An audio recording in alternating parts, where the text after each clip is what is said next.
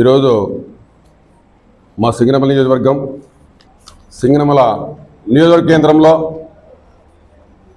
మా ఎమ్మెల్యే గారు శ్రావణి శ్రీపైన బురద జల్లే కార్యక్రమాలు చేసినటువంటి ప్రభుత్వం పైన కూటమి ప్రభుత్వం పైన మా ఎమ్మెల్యే గారు పైన నిన్న చేసినటువంటి ఒక దౌర్భాగ్యమైన పరిస్థితి 2 ఏళ్లలో నిన్న చేశారు వైఎస్ఆర్సీపీ వాళ్ళు 2 సంవత్సరాల కాలంలో కూటమి ప్రభుత్వము ఎంత అభివృద్ధి చేసిందో డబుల్ ఇంజిన్ సర్కారుగా మేము ముందుకెళ్తుంటే నేను ఒక నాయకుడు వచ్చేసి 6 మండలాల నుంచి కొంతమందిని తీసుకొచ్చి ఇక్కడ మేమేందో 2 సంవత్సరాల్లో అన్యాయం చేసినట్లు ఆయన ఏందో కాంగ్రెస్ ప్రభుత్వంలో 5 ఏళ్ళు ఉండి దాదాపుగా నిన్నేందో పొట్టకోటి కోసం పోయినట్లు మాత్రం నిన్న పోయి నువ్వు కాంగ్రెస్ వైఎస్ఆర్లోకి నువ్వు వెన్ను పోటీ పడిచామా మేము వెన్ను పోటీ పడిచామా కాంగ్రెస్ పార్టీకి వెన్ను పోటీ పడిచింది ఎవరైనా శైలజాత గారు అడుగుతున్నాం మళ్ళీ నువ్వు ఎందుకు 5 సంవత్సరాలు ఉంటే ఈ వెన్ను పోటీ తినని 5 సంవత్సరాలు ఉంటే కాంగ్రెస్ ప్రభుత్వంలో ఉన్నావు ఎందుకు నువ్వు జగన్మోహన్ రెడ్డి గారిని అన్యాయం చేసి తీయలేదని అడుగుతున్నాం ఈ రోజు ఏదో టికెట్ ఇస్తాడని ఏదో వ్యాయామంతో ఆదేశించి నువ్వు పోయి మమ్మల్ని విమర్శిస్తావా దాదాపుగా నువ్వు ఎక్కడున్నావు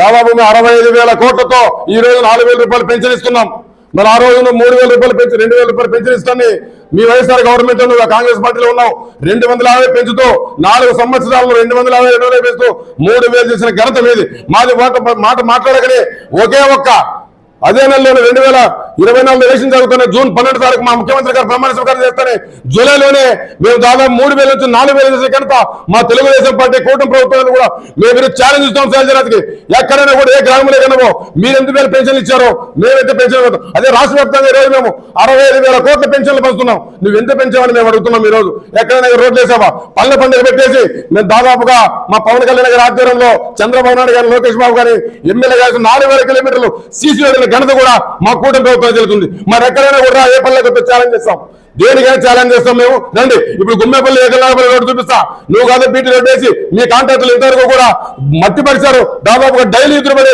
కాలు కుట్టడం ఇది నీ కలపల్లి శైలజ పెడుతున్నా ఇదే గోవిందరాపల్లి వరకు కూడా రోడ్డు చూపిస్తాం మరి మీ కాంట్రాక్టులు కాదు అప్పుడు చేసింది మీరు ఎందుకు ఈ రోజు వాళ్ళు అడగలేదు అడుగుతున్నాం మరి ఎందుకు మీరు డెవలప్ చేస్తుంటే మీరు ఓడ్చలేరు మేము కూటమి ప్రభుత్వమా మీ చిన్నాన్ని చంపింది వెన్నుపోట మేము చంపామా గులగరాయి కత్తిపోటు వెన్నుపోటు ఇవన్నీ చేసింది మీరు కదా దాదాపుగా నువ్వు ఇచ్చిన నవరత్నాలు ఎన్ని మోసం చేశావు ఈ మోసాల్లో దాదాపుగా నువ్వు నవరత్నాల పేరు పెట్టావు 9 రకాల వెన్నుపోటు పడతావు ఆంధ్ర రాష్ట్రానికి ఒక వెన్నుపోటు కాదు దాదాపు మద్య నిషేధం చేస్తాను మద్య నిషేధం చేస్తానని చెప్పేసి ప్రభుత్వం తమ్మించి 30,000 మంది మహిళలకు మాంగళ్యాలు తెచ్చిన ఘనత నీతిగా అడుగుతున్నాం మీ జగన్మోహన్ రెడ్డి గారిని దాదాపు అంగన్వాడీ టీచర్లకు 1,000 రూపాయలు వేస్తామని చెప్పింది వెన్నుపోటు వేసింది నువ్వు కదా 1,000 రూపాయలు పెంచామని అడుగుతున్నాం దాదాపు 2014 నుంచి 19 వరకు పంచాయతీరాజ్ వ్యవస్థను నిర్వీర్యం చేసి పంచాయతీ సర్పంచులను ఉత్సవిగ్రహాలు నిలబెట్టింది నువ్వు అని మేము అడుగుతున్నాం మరి ఇవన్నీ మీకు కనిపించలేదని అడుగుతున్నాం ఎక్కడ నువ్వు చేసావు ఎక్కడ నువ్వు అభివృద్ధి చేసావు అభివృద్ధి ప్రొఫెషన్ ఉన్నావు దాదాపు కాంగ్రెస్ పార్టీలో ఉన్నావు ఈ జగన్మోహన్ రెడ్డి చేస్తున్న అరాచకాలు అన్యాయాలు నీకు కనిపించలేదా నువ్వు ఈ రోజు వచ్చే సమస్య క్రితం పార్టీలు లేనిపోని మేమేం చేయలేదు మేమే పొడుస్తున్నామని చెప్తున్నాం మా సింగమ అభివృద్ధికి బండాల్సి కట్టుబడి ఉంది అభివృద్ధి చేస్తామని ఆ రోజు మీ అక్కడ దొంగ సంతకాలు పెట్టి సింగన మధ్యలో లోకలైజ్ చేశామని చెప్పేసి దొంగ పేపర్లు తీసుకొచ్చి ఇచ్చింది మీరు కాదని మేము అడుగుతున్నాం ఈ రోజు ప్రతి ఒక్క కూడా ఎక్కడైనా మా ఎమ్మెల్యే గారి ముందుకు వెళ్తుంది ఇప్పుడు ఛాలెంజ్ చేస్తాం 6 మండలాలు తిరుగుదాం నువ్వు మేము వస్తాం ఎప్పుడైనా టైం ఇస్తాం సమయం సిద్ధమని ఈ శైలజనాథ్ గారికి ఈ మండల పార్టీ కన్వీనర్లకు వైఎస్ఆర్సీపీ వాళ్ళకు మేము ఈ మీడియా ద్వారా ఈ పత్రికా విలేకరుల ద్వారా ఛాలెంజ్ చేస్తున్నాం కాబట్టి ఇప్పటికైనా కూడా భరోసా మాట్లాడి దాదాపుగా మేమున్నాం ఈ పొద్దు 16 ఆర్థిక సంఘం నిధులు ₹1 కూడా 5 ఏళ్ల కాలంలో నువ్వు ఇచ్చిన పాపాలు కూడా దాదాపుగా నువ్వు 230 కోట్లు ఇస్తావు సర్పంచ్లు 5 ఏళ్ళు ఉంటే మళ్ళీ ఈ రోజు మా గవర్నమెంట్ కూటమి ప్రభుత్వం వచ్చిన తర్వాత మా చంద్రబాబు నాయుడు గారు కానీ పంచాయతీ శాఖ మంత్రి పవన్ కళ్యాణ్ గారు లోకేష్ బాబు గారు కానీ దాదాపుగా మేము ఇప్పుడు దాదాపు మా సర్పంచులు అమౌంట్ తీసుకున్నారు 1,000 కోట్లు తీసుకున్నారు నిన్న కూడా వచ్చింది 16,000 కోట్లు నిన్న కూడా పంచాయతీలకి నిధులు కేటాయించారు 73-74 రాజ్యాంగాన్ని తొంగలో పెట్టి పంచాయతీరాజ్ వ్యవస్థని నిర్వీర్యం చేసింది వైఎస్ఆర్సీపీ కదా అడుగుతున్నా ఇవన్నీ మీకు కనిపించలేదు శైలజనాథ్ గారు నువ్వు కూడా మంత్రిగా ఉన్నావు ఇప్పుగా ఉన్నావు ఎమ్మెల్యేగా ఉన్నావు మరి ఆ రోజు కనిపించినవి ఈ రోజు కనబడుతున్నాయి అభివృద్ధి చేస్తుంటే అభివృద్ధి కట్టుబడద్దు కబర్దారు చెప్తున్నాం శైలజనాథ్ గారు అభివృద్ధి కట్టుబడితే మాత్రం సహించం మేము ఎక్కడికైనా కూడా సిద్ధంగా ఉన్నాం దేనికైనా కూడా ఇప్పటికైనా గుర్తుపెట్టుకో పల్లెలకు వెళ్దాం ఎక్కడో వాటర్ లేవనో నీళ్లు లేవనో చీని చెట్లు ఎండిపోతున్నాయనో నువ్వు మాత్రం ఎక్కడో నీ విలువ పెంచుకోవడానికి మీ జగన్మోహన్ దగ్గర నువ్వెందుకు గొప్పలు పుచ్చుకోవడానికి కానీ చెప్తే మాత్రం మేము తిరగలేమని చెప్పి మా ఎమ్మెల్యే గారు కానీ కూటమి ప్రభుత్వాన్ని కానీ నిలదీస్తే మాత్రము ఎక్కడైనా కూడా మేము రెడీ సిద్ధంగా ఉంటాం దేనికైనా సమయం చెప్పు టైం చెప్పు రోజు చెప్పు డేట్ చెప్పు మాకు నాయకులు కానీ మా జిల్లా నాయకులు కానీ మండల నాయకులు కానీ మా పార్టీ కన్వీనర్లు కానీ సిద్ధంగా ఉంటాం ఖబర్దార్ శైలజనాథ్ గారిని కూడా హెచ్చరిస్తున్నాం.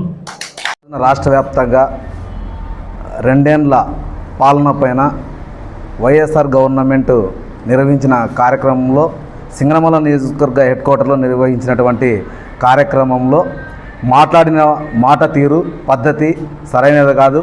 రాజ్యాంగ విలువల్లో చట్టాలను గౌరవించాల్సిన బాధ్యత గల మాజీ మంత్రివర్యులుగా ఉన్నటువంటి శైలజనాథ్ గారు నిన్నటి రోజున మాట్లాడడం, అది ఒక దైవ సన్నిధిలో మాట్లాడడం, నువ్వు మాట్లాడిన మాటలు తప్పుడు విధానాలకు ఈరోజు మేము ఈ పత్రికా విలేకరుల ద్వారా ఎండగడుతున్నాం.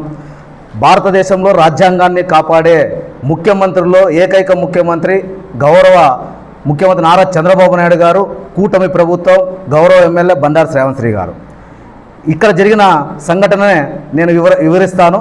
సింగనమల మండల కేంద్రంలో వైఎస్ఆర్ ప్రభుత్వంలో మద్యపాన నిషేధం అనే ప్రభుత్వం ఏర్పాటు అయ్యి ఎమ్మెల్యే గారు కూడా ఆ రోజున ప్రమాణ స్వీకారం రోజున ఆడబిడ్డలు మద్యం వల్ల ఇబ్బంది జరుగుతూ ఉంది, వాళ్ళ కుటుంబాలు నాశనం అయిపోతాయని చెప్పేసి పత్రికా టీవీలో ఇంటర్వ్యూ ఇవ్వడం జరిగింది. అదే ఇంటర్వ్యూని పెడుతూ ఇక్కడ కరోనా టైంలో వైసీపీ నాయకులు విధ్వంసంగా, అంటే ఎక్కడ పడితే ఎక్కడ మద్యం తీసుకొని వచ్చి అరాచకంగా పంపిణీ చేస్తున్న దృశ్యాలని సోషల్ మీడియాలో పెడితే ఆ రోజు మీరు మా ఇంటి మీద దాడి చేసి నన్ను కేసులో ఇరికించింది నిజం కాదా? ఇది కాదా విధ్వంస పాలన అంటే? మరి ఈరోజు అది జరుగుతూ ఉందా? అదే గౌరవ ముఖ్యమంత్రిగా నారా చంద్రబాబు నాయుడు గారు ప్రతి నాయకులకు రాజ్యాంగ విలువలు చట్టాలని గౌరవించడం నేర్పించాడు కాబట్టే ఈరోజు నువ్వు సభ చేసుకోగలిగావు. అదే గౌరవ చంద్రబాబు నాయుడు గారు ప్రతిపక్ష నేతగా ఉన్నప్పుడు ఆంధ్రప్రదేశ్కి, ఆంధ్ర రాష్ట్రానికి ఎంతో అభివృద్ధి చేసిన నేతగా కాకుండా నీ తండ్రి వయసులో ఉన్నటువంటి పెద్ద వయసులో కూడా చూడకుండా ఆ రోజు నిర్దాక్షిణ్యంగా తప్పుడు కేసులో పెట్టి జైలుకు పంపిస్తే మేము దానికి నిరసనగా రాష్ట్ర వ్యాప్తంగా కార్యకర్తలమైన మేము ఇదే రామస్వామి దేవాలయం దగ్గర టెంట్ వేస్తే టెంటుకి పీకేపించి మా ఇండ్ల దగ్గర దీక్ష చేసిన మాట నిజం కాదా? ఇది విధ్వంస పాలన, అరాచక పాలన మీది. ఇది నిజం కాదా? ఇవన్నీ తెలియదా ఈ శైలజనాథ్ గారికి? రాజ్యాంగ విలువల గురించి మాట్లాడుతుంటారు కదా సభల్లో, సమావేశాల్లో. రాజ్యాంగ విలువలు, రాజ్యాంగంలో బుక్కులో రాసిన ప్రతిదీ చట్టాలను గౌరవించడం అనేది ఈ వైసీపీ నాయకులకు తెలియదా? ఇవన్నీ జరిగిన నిజాలే కదా. ఇదే ర్యాలీలో మీరు వచ్చిన వైసీపీ నాయకులందరికీ సవాల్ విసురుతున్నా. ఇప్పటికి కూడా పత్రిక మూర్ఖంగా తెలియజేస్తున్న విలేకరులు కూడా పోయి చూడొచ్చు. ఇదే ఆర్టీసీ బస్టాండ్ నుంచి కిందన దర్గా వరకు జరిగిన ర్యాలీలో తెలుగుదేశం జెండా పైన వైఎస్ఆర్ జెండా కట్టావు. అది నిజం కాదా? మరి మేమేమైనా పీకేశామా? మా నాయకుడు అలవాటు నేర్పలేదు, మా నాయకురాలు బండారు శ్రావణ్ గారు అలవాటు నేర్పలేదు. మీ చిన్న కార్యకర్త చిన్న జలాలపురం గ్రామంలో నీళ్లు నిలబడినాయని చెప్పేసి ఒక సోషల్ మీడియాలో వాట్సాప్ గ్రూపుల్లో పెడితే మరుసటి రోజే మట్టి తొలిచిన ఏకైక ఎమ్మెల్యే బండారు శ్రావణ్ గారు. ఇది నిజం కదా? శైలజనాథ్ గారికి తెలియదా? వైసీపీ కన్వీనర్లకు తెలియదా? మీ వైసీపీ కార్యకర్తే, నిన్నటి రోజున పాల్గొన్న కార్యకర్తే సోషల్ మీడియాలో పెట్టిండేది.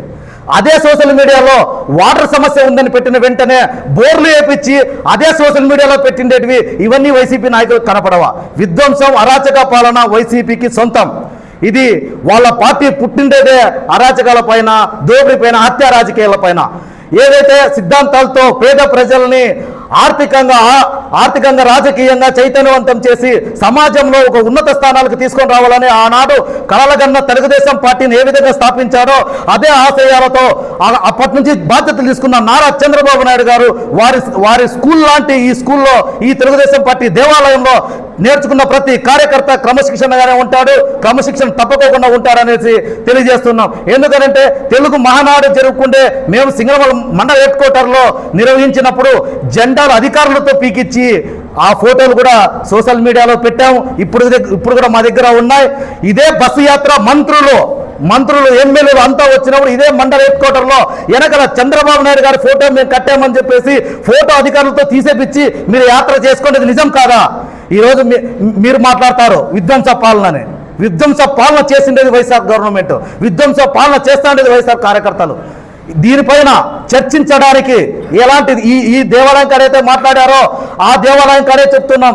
ఈ విషయాలన్నిటిపైన మీరు అబద్ధమని నిరూపిస్తే మేము చర్చకు సిద్ధంగా ఉన్నాం. నేను ఆధారాలతో సహా నేను వస్తానని చెప్పేసి మా మండల పార్టీ అధ్యక్షుల ద్వారా ఈ సభామూలకంగా పత్రికా విలేకరుల ద్వారా బాధ్యత గల ప్రజలందరికీ మేము మా ప్రభుత్వం అండదండగా ఉంటుందని చెప్పేసి ప్రజల కోసం సంక్షేమం కోసం పాటుపడతామని ఈ సందర్భంగా తెలియజేస్తున్నాం. మీరు మాట్లాడేది కూడా ఆచితూచి మాట్లాడండి, సలహాలు ఇవ్వండి. సలహాలు తీసుకోవడానికి మా ఎమ్మెల్యే గారు ముందుంటారు. మీరు సలహాలు ఇవ్వాల కానీ మంత్రిగా బాధ్యత గల పదవులు చేపట్టారు. అభివృద్ధి కోసం ఏదైనా మంచి సలహాలు ఇవ్వండి. అంతేకాని మీ ఉనికిని కాపాడుకోవడం కోసం ఎదుటివాడిని బురద చల్లి ఎదగాలనుకోవడం అది అవేకం అని చెప్పేసి ఈ సందర్భంగా తెలియజేస్తూ సెలవు తీసుకుంటున్నాను.